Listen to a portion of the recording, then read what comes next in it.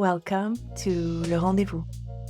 My name is Garros Doré and I'm a writer with many stories, gossips, ideas, theories, and points of views to share about the world we live in. I wanted to create this special moment to talk about all the things that are going on in our lives. So come, let's spend a moment together. Le Rendezvous is brought to you by Doré, the skincare line I co-created, wanting to bring more simplicity and efficacy to our lives. Check out the end of the episode for a special code just for you, the Rendezvous listeners. I thought I would start this new podcast by telling you a little bit about me. You might not know me at all, or you might have followed me for years, but I thought I would create a few episodes about where I come from and how I found my way. I also thought I would share them during the holiday time because I know a lot of you are going to be busy traveling, and also some of you are going to be at a very quiet moment of your life, and that maybe you'd like to hear from a friend. So follow me. Part 1. Ajaccio to Paris. I was born in Corsica. Corsica is a small island in the middle of the Mediterranean. My parents are both immigrants. My mother from the north of Africa. She grew up in Algeria. And my father from Italy. My childhood was quite idyllic if you just look at a photo. Corsica is one of these beautiful Mediterranean sunny islands. Think of Italy, just a little bit of a different culture. Proud mountains, blue seas. My father was a chef and he had a restaurant in one of these secret creeks that are very difficult to find. And it was a beautiful, amazing place. In the winter, we would all go back to the town where I would go to school, called Ajaccio. In the summer, I was this kind of wildling, running around from morning to night and just in love with nature, animals, poetry and reading, and this kind of solitary child. I was also a very good girl, working well at school, wanting my parents to be proud, and very, very shy, which if you know me today, you just wouldn't believe it. The thing is that I was constantly bored. There's two reasons. Number one, if you grow up in paradise, you don't know it's paradise. So, I thought my childhood was the most normal thing ever. Number two is that as much as I thought Corsica is probably special because everybody tells me it's special, I felt like there was a big world out there. And I always had this idea that I should go out and explore it. My parents had me when they were very young, and my mom had always been this kind of super stylish, interesting, boisterous, funny type of character that takes all the room in her kids' lives. She was also incredibly inspiring, somebody who makes beauty everywhere she goes. We didn't grow up in money. We had nothing, but she created so much. I remember when she was young, she created a little grocery store in our village. I'm talking tiny little 5-meter square store. She ordered a few fruits and vegetables and goods to sell, but she just went into nature and got some flowers and made these beautiful baskets. And everything was just so beautiful. You'd want to buy something just to celebrate the atmosphere she had created. So I grew up with this kind of energy in my life, this really creative energy. My mom would be at home cleaning during the day and cooking and all that. And there was classical music and all the new modern cool music. And she was also a party woman. And there was just so much happening all the time. I think that inspired me tremendously. The child that I was slowly grew up to be a teenager. I was predictable and really angry. The frustration that I felt when I was young this kind of, there is something else than what all of this is, which I didn't see in other kids, which was interesting. I was always trying to say, hey, what do you think? Should we just get out of here? And I didn't get the reaction that I thought I would get. It was funny. I felt a little bit different. I became an angry teenager. And one thing that I can remember that really imprinted my whole teenage years was finding magazines. I had always loved reading through the French L's that were around the house and the Marie Claires. Always loved this kind of ideal photos and stories and all these people making fantastic things of writers, actors. I loved models. I was a teenager in the 90s. It was the peak time of models, Cindy Crawford, Linda Evangelista. We are all dreaming of them. And Kate Moss came a little bit later. That was quite a thing. And I was already a little bit of a loner. I had a few friends, not many. I definitely wasn't the type of popular girl at school. I was more bookish, shy, in a little corner with my two friends, and a little bit hidden. And I had one thing that my friends didn't understand, and it was an incredible love for British magazines. At the time in the 90s, it was The Face and ID and a few others, and they would be my absolute Bible. I discovered fashion, a different type of fashion, something that was less common, that was a little bit rebellious, different. It was the time of grunge. It was the time of rave parties. It was the summer of love, all these things. And I fell in that world as much as I could from Corsica with an absolute passion, absolute passion. Those magazines were monthly, so I would wait and count the days before I could buy a new one.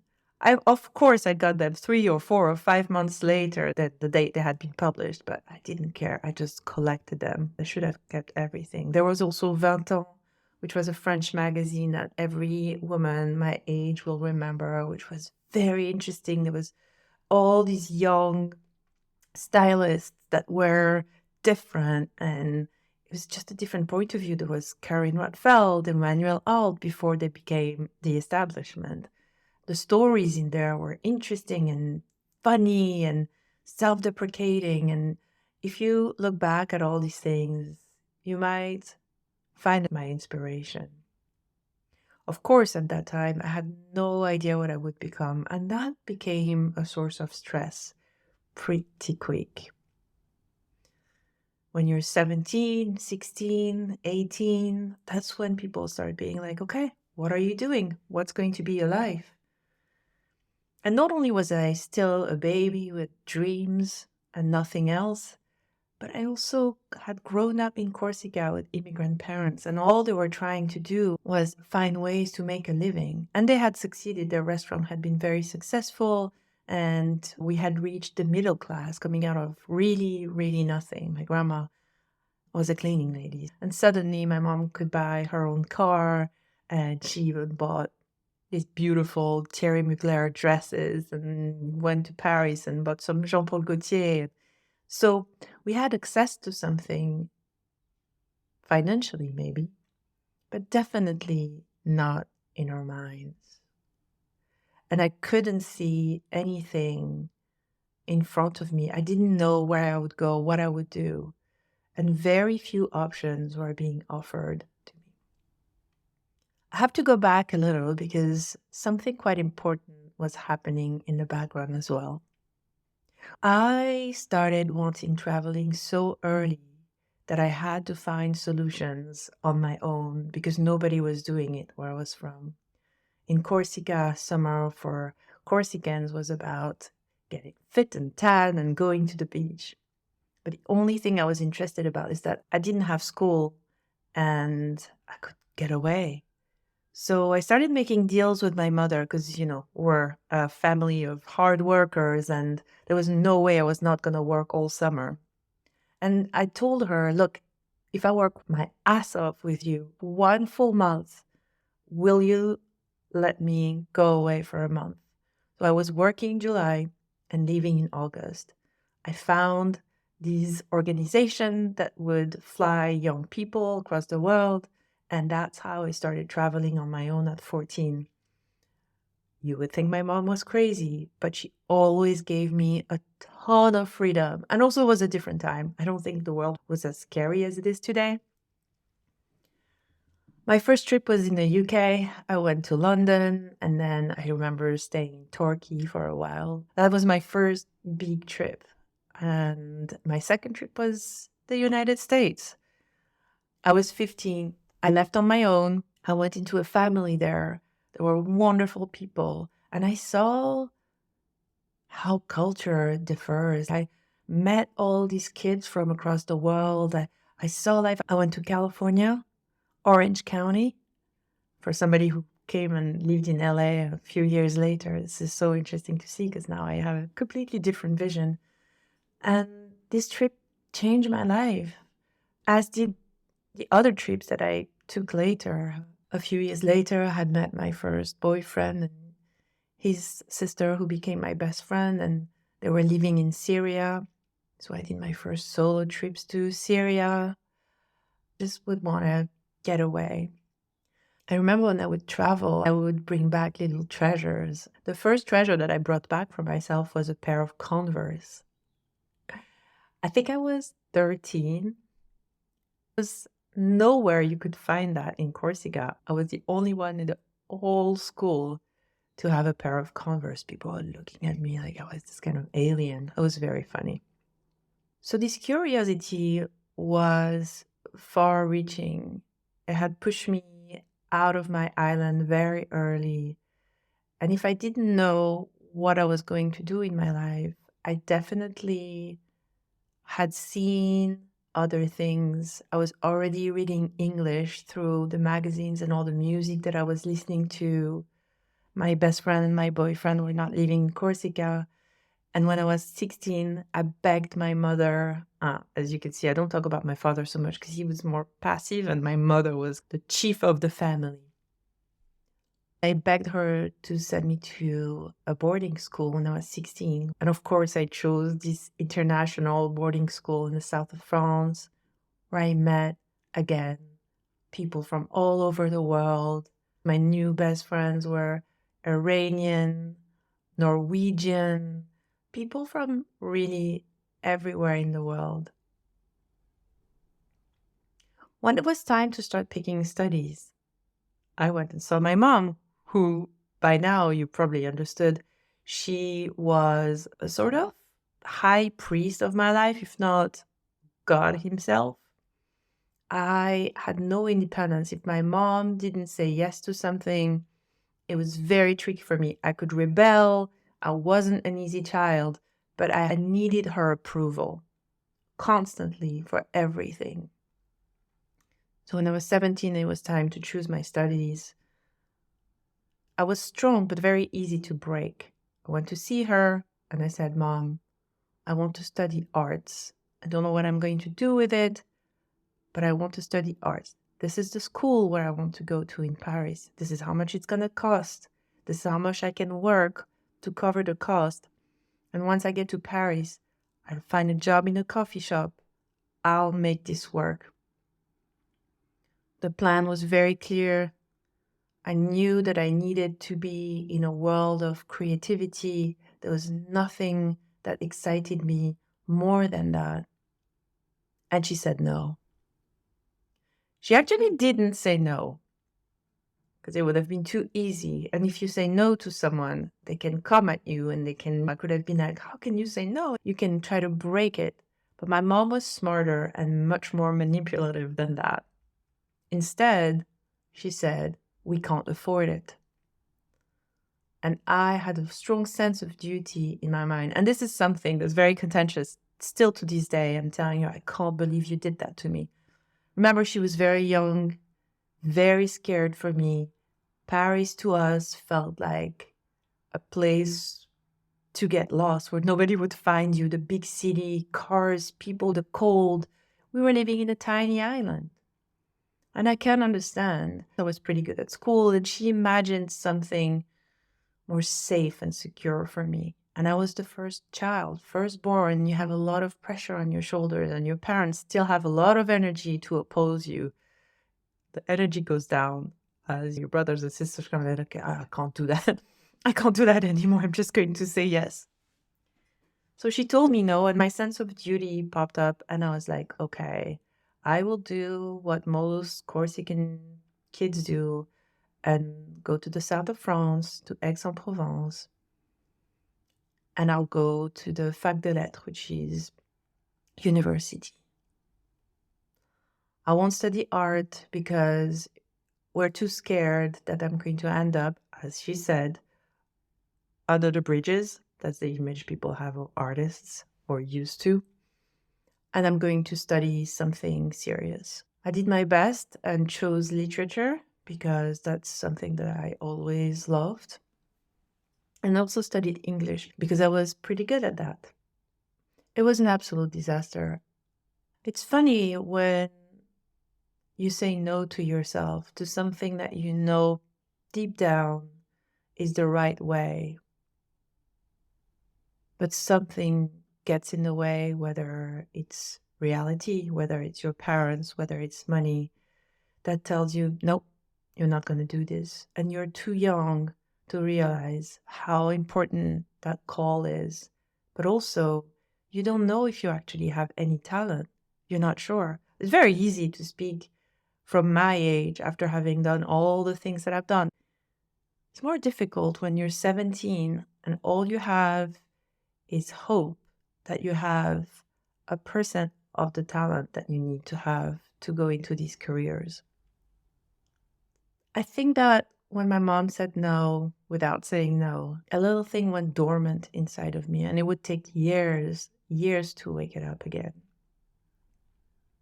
I went to university, didn't work much, went through the years reluctantly, doing the minimum. I was always working on the side all summers. During the winter, I was supervisor. I was always making my own money. It was my way of being independent, of not relying on anyone. And you could say, well, why didn't you just go to Paris and do your thing? If you're able to provide for yourself, you could just have done that. I know. That's what I would tell myself if I met myself today. But again, I had this allegiance to the vision of my mother. And I had no other adult to tell me, hey, you know what? Why don't you tell her things like that? Or you know what? I'm going to talk to your mom. Or you know what? Why don't you try this instead? Or you know what? Just believe in yourself. If you feel like there is something there, you're going to make it happen. I had no one like this. There was no other adults in my life, no one to guide me. She was the figure. What was interesting, though, is that in Aix-en-Provence, I was still with all my Corsican friends, having a fun life, going to university, like a little bit, working, partying, like all the things that students would do. It was fantastic. I was living with my best friend. We were getting drunk every day. We were doing all of these. It was a wonderful life. There was a lot of panic inside of me because I think of being such a responsible type of person. And I was like, what the hell am I going to do? Through the years, I realized that most people that had chosen the same type of studies were becoming teachers. And that was basically the only reasonable choice that was being presented to me. And I thought, why not? Teachers in France have long vacations. And I was already starting to hatch plans to do my art, which I didn't even know what it was at that time. I just wanted to do art. I didn't know if it was singing or sculpting or drawing. I knew I had a talent for drawing, but it was just in its infancy and I had never really pushed. I just knew I wanted to do something creative. That's all I knew at that time. There was a point where there was a break. I don't know what took me, but I decided that I was going to move cities. Aix-en-Provence is this very lovely town. It's beautiful. It was very safe at that time. You can go everywhere walking. There's little shops and markets, and all the students live there. It's an absolute dream when you're young and coming from a small place. Your parents feel like you're protected. The thing is that there for me wasn't such a departure from where I came from. All the kids that I was surrounded with, even though I was starting to meet new people outside of my entourage, most people that were around me were from Corsica. So they had the same mentality, the same dreams. We were very formatted by where we came from. And it's difficult because usually in this type of small town, there aren't a lot of different professions that appear real to people. So if you're very successful in Corsica, you'll be a doctor or a lawyer. You can also be a successful entrepreneur. Maybe you have a restaurant. Maybe you open a store or a supermarket for the most successful. But that's kind of what you see around you. And then you have shepherds. You have, people who work the land, things like that. Very rarely do you see successful artists. I had been lucky, and I forgot to tell you that. But the little village where I grew up and where my father had his restaurant was a place where a lot of celebrities, intellectuals, politicians, people like that would come. I remember being a kid and seeing Brigitte Bardot. All the Monaco family was coming with all their ships, the royal family. All the models came around, and I could see these people. My mom, being also this kind of flamboyant type of person, would be at the restaurant and meet a lot of them. People with a sense of the world who knew what was out there. And I do think that all these things had contributed to opening my mind, my trips, the people I had met in my father's restaurant, or not even meet them, but just see them and be like, there are people like that, so chic and interesting and different and funny. The magazines that I had read, oh wow, you can dress like that in a completely different way. All these things had completely opened my mind. And I think that I realized that by staying in Aix-en-Provence, in my bubble of Corsican friends, something wasn't going to grow inside me. I didn't know what was that thing, but I know I needed to help it grow. Or maybe that's me revising the past. I didn't know what I was doing. I just knew I needed to break off with that. And that's how one day I took my stuff and I moved to Marseille. Marseille is this big town in the south of France. It is noisy. It is dangerous. It's the opposite of Aix-en-Provence. It is also filled with artists. There's a lot of theater to go see concerts. Life is really happening there. It was a tough move for me because I went on my own and was very lonely for a while. I left and didn't have friends, and I already had this sense that I wanted to start something completely new. Looking back now, I can tell you, I think I wanted to reinvent myself or discover myself, or as we say in France, aller voir là-bas si j'y suis, which means to go see if I was there. So I took my stuff and went there, experienced a lot of solitude. I will do a podcast about that solitude very soon. Meeting with my solitude also meant that I met with my creativity for the first time. Before moving to Marseille, I had always been in places with many people. Lived with a big family. We were noisy and always busy. Then moved in with my best friend, always surrounded with my Corsican friends and all the new friends I had made. There was always someone at our place. Never, ever any solitude in my life, ever. And there it was for the first time. I started doing stuff on my own. And one of these stuff was drawing. These years, my studies were really taking the back seat. I was working so much to make my own money and I was quite successful at it. I was also starting to look for internships that were interesting. I remember my first one was at a radio station in Marseille called Radio Grenouille, which means radio frog. I don't know why it was called like that. It was the cool radio in the south of France. All the good music, all the cool people were working there. And you know me now, I was attracted to all that. I think starting to work when I was 13 had given me a lot of courage and a lot of sense of just make things happen.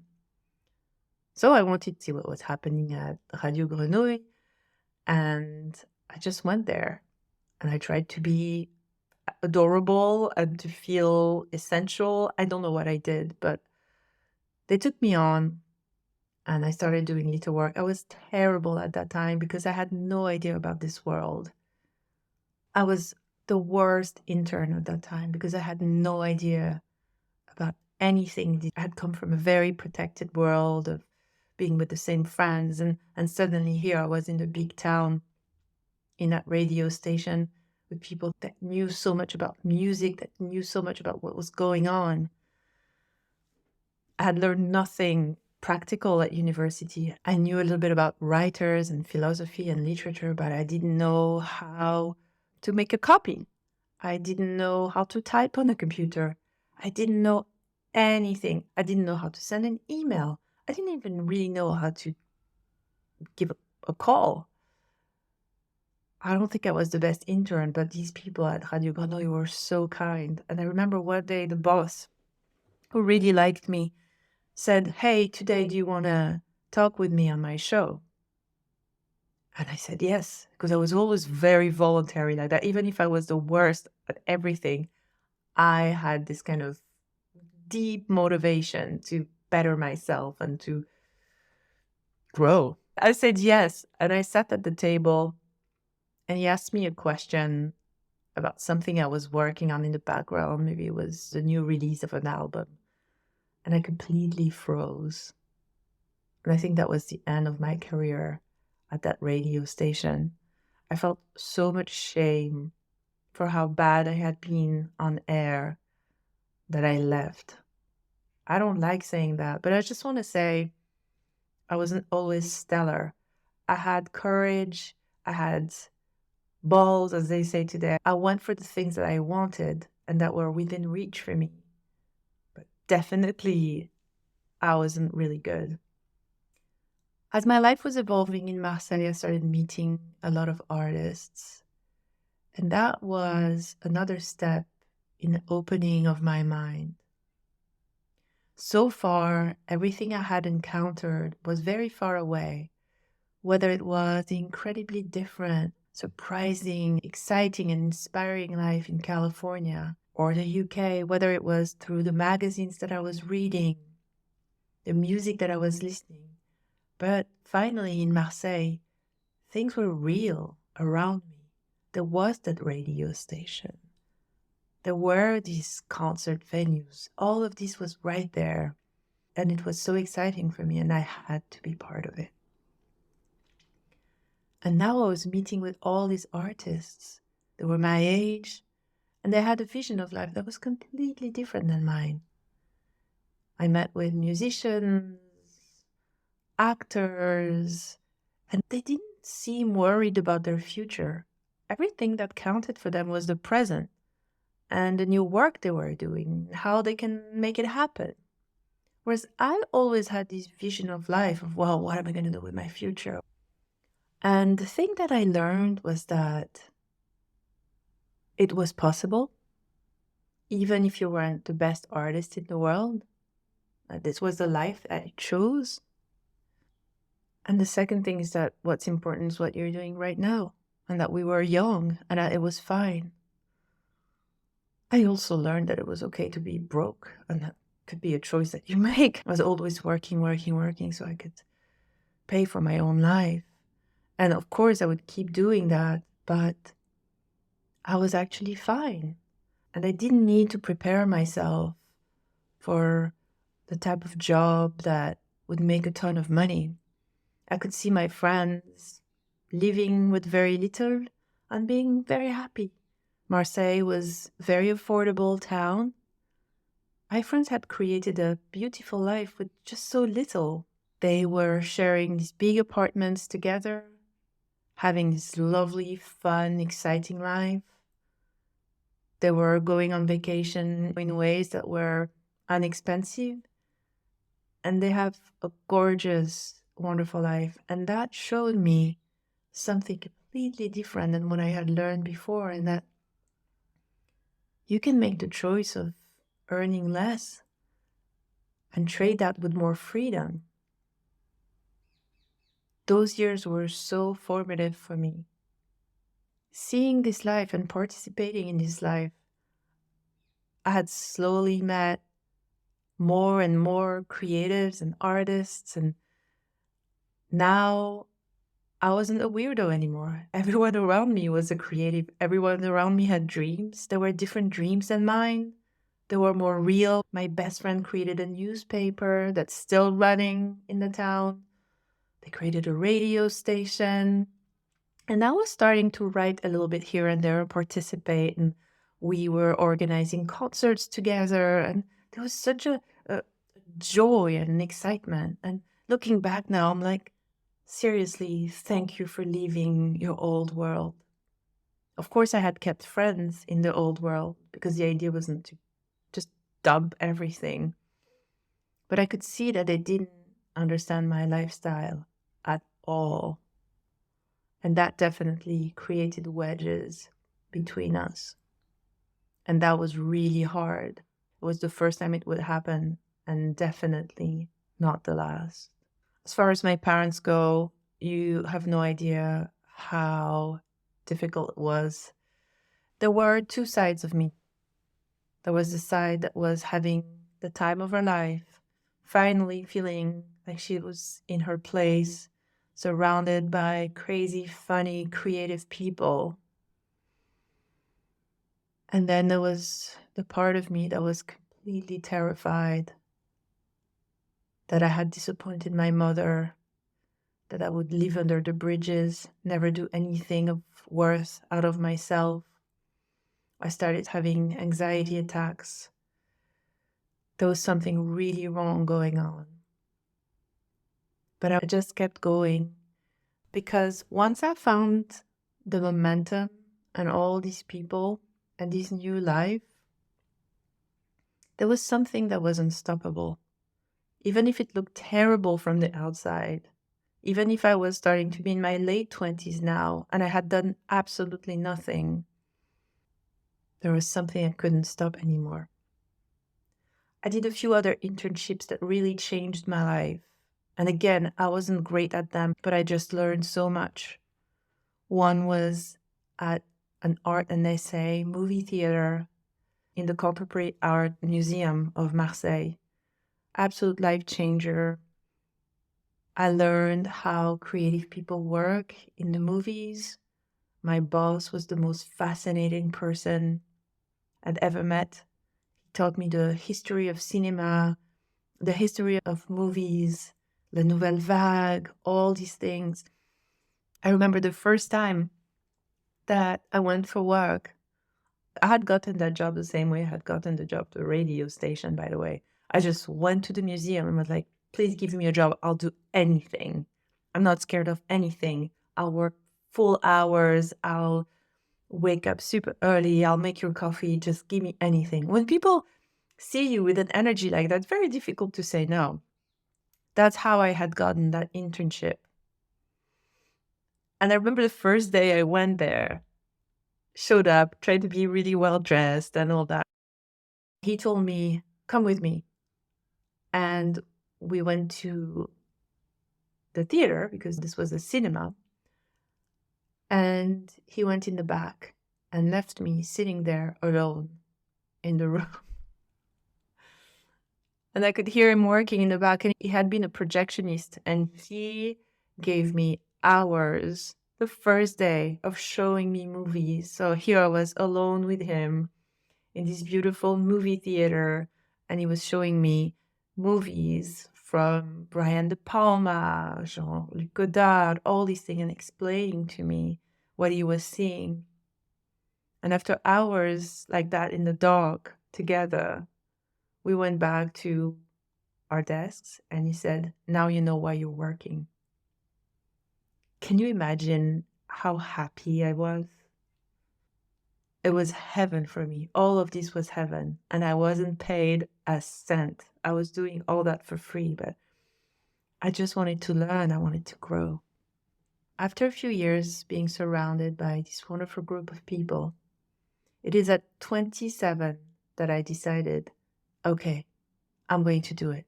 I'm going to become an illustrator. You know by now that I had no network. I had been to no art school. I had no connection. I didn't know anything, and I did not know any illustrators. I just had that dream. So I dropped everything, even my money jobs, because I thought you have to put yourself in danger because these money jobs are not helping you grow. You're just vegetating, doing nothing. You're not going to school anymore. This is not good. I stopped everything. I did have a little bit of savings from working all these years. And I told myself, now you make money with your art. And that was an absolute disaster. The life itself was a dream. At that time, I wanted to be a children's book author and illustrator. So I was just sitting at my desk trying to come up with kids' stories. After a year, I hadn't had one job, and it's not because I didn't try. I was really trying. I had given myself goals, challenges, objectives, and one of them was to go to Paris every 3 months and go through my portfolio to editors. And this lifestyle was really breaking my legs. After a year, I was like, I'm not making any money. I'm going to get really broke. My mother's prophecy is going to happen. I don't know what I'm going to do with myself. I'm going to need to go back to a money job. I kept going for a little bit, though. There was this deep voice that I hadn't really recognized at that time, but was like, keep going. The other part of me, the one I told you a little bit about earlier, was having a major breakdown. I was having a lot of panic attacks. I wasn't in a good place. This bid that I had done for my creative life was putting me in a state of panic that was incredibly bad. I think my mental health was really impacted, and my mom wouldn't want to hear about my career. I was officially the biggest disappointment of her life, and that was incredibly difficult for me because I had always been a good girl. I had always followed everything that she had wanted me to do. But I had no choice. It was either follow her lead and be unhappy or disappoint her and follow my path. This was probably one of the hardest moments of my life, but I just kept going. One day, though, I realized, okay, this is not going anywhere. I started making a tiny bit of money using my legendary courage of just opening doors and going to the local newspapers and be like, I'll draw for free. I'll do anything. Just let me work. Please let me work. And it had slowly started working. But I realized, wow, I'm never going to make money with that job. I realized, what? I'm going to be paid 100 euros for a week of work? This is never going to work. And that's when I started becoming really depressed. It's actually when I started working. Because before I started working, I could dream of my life and how it would be after I had my first job. But once I started having it, I was like, this life is impossible. This is not sustainable. I can't be an illustrator. I'm never going to make any money. Also, I'm not that good. And what's going on?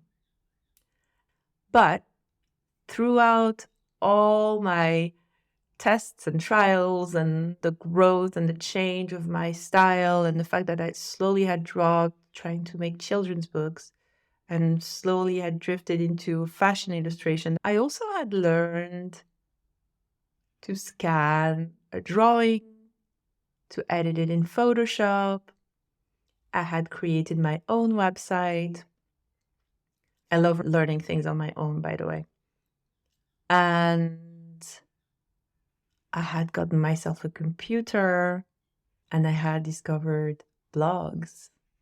By then I was maybe 30, which you can imagine added to the whole background of drama of my parents being desperate about me.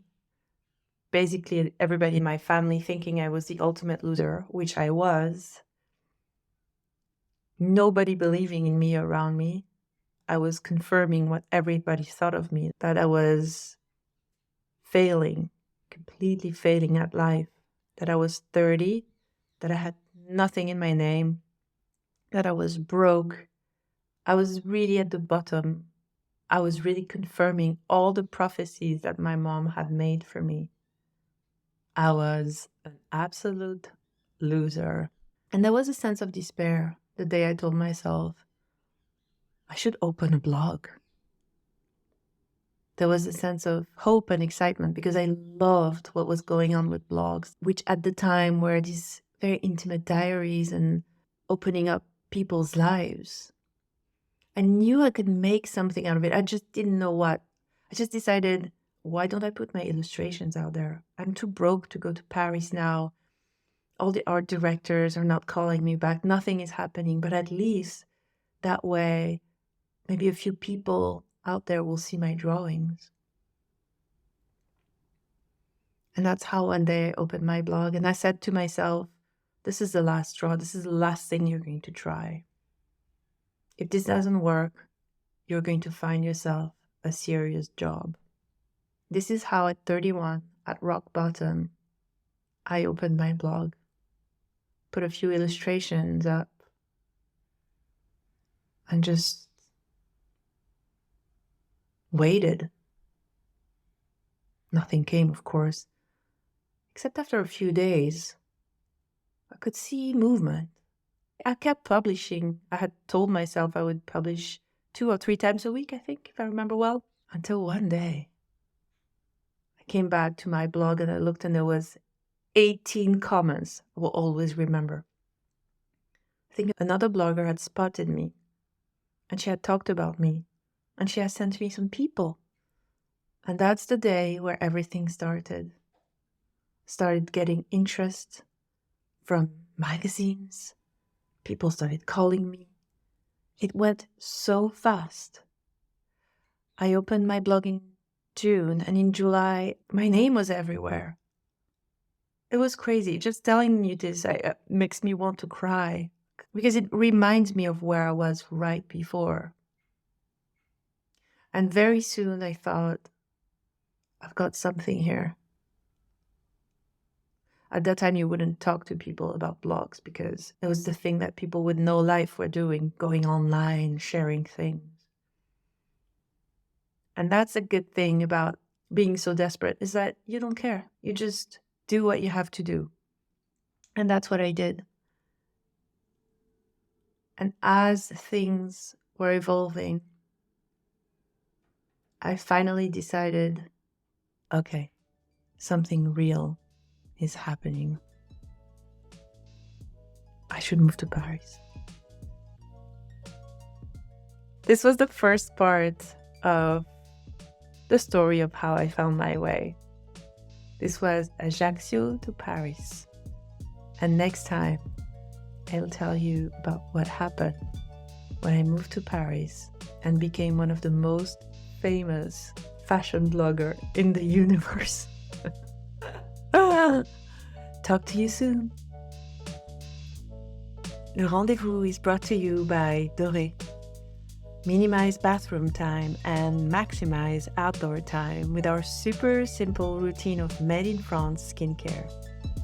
Use code podcast10 for 10% off your first order. Thank you for listening to Le Rendezvous. If you want to know more about me, find out about my newsletter and my community, find me on Instagram at Garance Doré or at my website at garance.world. And well, if you'd like to find out how to spell that crazy name, just check out the show notes. Until next time, sending you love.